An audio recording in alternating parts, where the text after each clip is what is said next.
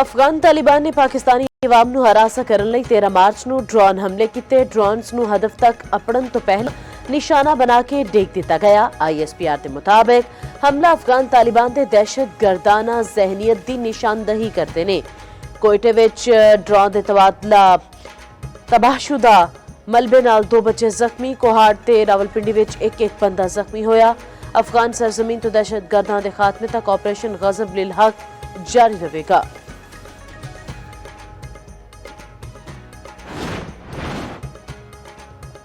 वजारत इतलात ने इस्लामाबाद में फौजी तनसीबात उत्ते ड्रोन हमले दे अफगान तालिबान रजीम के इल्जामात मुस्तरद कर दिते। वजारत इतलात के मुताबिक फितनतुल खारिज के 2 इब्तदाई ड्रोन्स नूं सिक्योरिटी फोर्सेस ने इलैक्ट्रॉनिक जवाबी इकदामात तो रोक दिता। दूजे पासे पाकिस्तान एयरपोर्ट्स अथॉरिटी दा आखना है इस्लामाबाद विच फिजाई हदूद बंद होने दीआं खबरां बेबुनियाद ने। इस्लामाबाद एयरपोर्ट उत्ते सारियां परवाज़ां मामूल के मुताबिक ऑपरेट हो रही ने।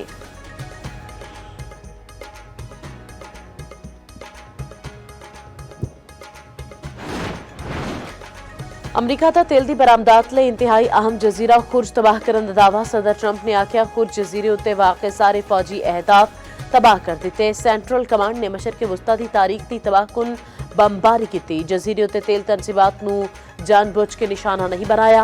आबना हुरमज़ तो जहाज़ां दे सफर विच मुदाखलत की गई तो तेल तनसीबात उत्ते भी हमले करांगे। आबना हुरमज़ विच अमरीकी नेवी छेती जहाज़ां नूं सिक्योरिटी फराहम करेगी। अमरीकी सदर दे दावे उत्ते ताहाल ईरानी रद्द-ए-अमल नहीं आ सकिया। इस तो पहले सदर ट्रंप ने आख्या मुमकिन है प्यूटन ईरान की थोड़ी बहुत मदद कर रहे होन। प्यूटन शायद समझते नहीं कि अमरीका यूक्रेन की मदद कर रहा है। ईरान जंग उदों खत्म होएगी जदों मैनू ठीक लगेगा।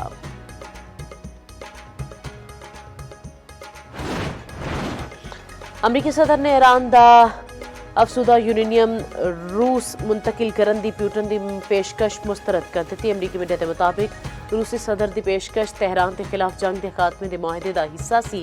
रिपोर्ट विच आख्या गया प्यूटन ने पेशकश रवा हफ्ते ट्रंप नाल फोन कॉल उत्ते दित्ती सी जिसनूं कबूल नहीं किया गया।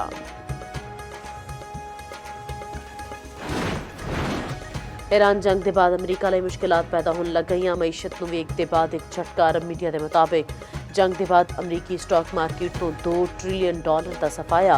वड्डियां कंपनियां दी कारकरदगी जाहिर करने वाला S&P 500 इंडेक्स डिग गया।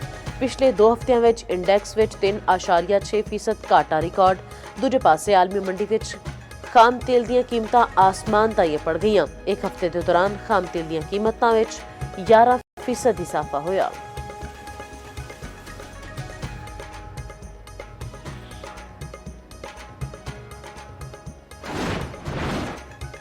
पाकिस्तान विच मुमकिना एनर्जी बहरान के खदशात दम तोड़न लग पे। LPG नाल भरे 2 बहरी जहाज कामयाबी नाल कराची अपड़ गए। एक जहाज फोर्टको ऑयल टर्मिनल उत्ते लंगर अंदाज हो गया। 55,101 मैट्रिक टन गैस मौजूद। कारगो की तरसेल जारी। एक होर जहाज कराची उतर गया। इहदे विच 43,930 मैट्रिक टन गैस का जखीरा बाकी। वज़ीर-ए-आज़म दा पेट्रोलियम मसनूआत दी कीमतां ना वधावन दा फैसला। वज़ीर-ए-आज़म शहबाज शरीफ दा आखना है कि आम आदमी उत्ते बोझ घट करन लई कीमतां विच वाधा नहीं किया जा रहा। वादे दे मुताबिक मुश्किल हालात विच आवाम तक रिलीफ पहुंचावांगे। सफारती ते माशी टीमां दी कोशिशां दी बदौलत खाम तेल दी मुल्की जरूरियात लई मुनासिब मिकदार मुयस्सर है।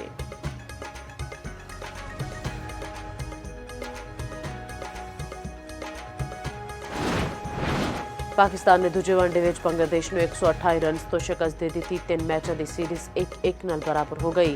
मैच विच पाकिस्तान ने पहले बैटिंग करते हुए 274 रन्स स्कोर किए। ताहम बारिश के सबब बांग्लादेश नूं 32 ओवरस विच 243 रन्स का हदफ मिलिया सी। बांग्लादेश की टीम हदफ के ताकुब विच 114 रन्स बना के आउट हो गई।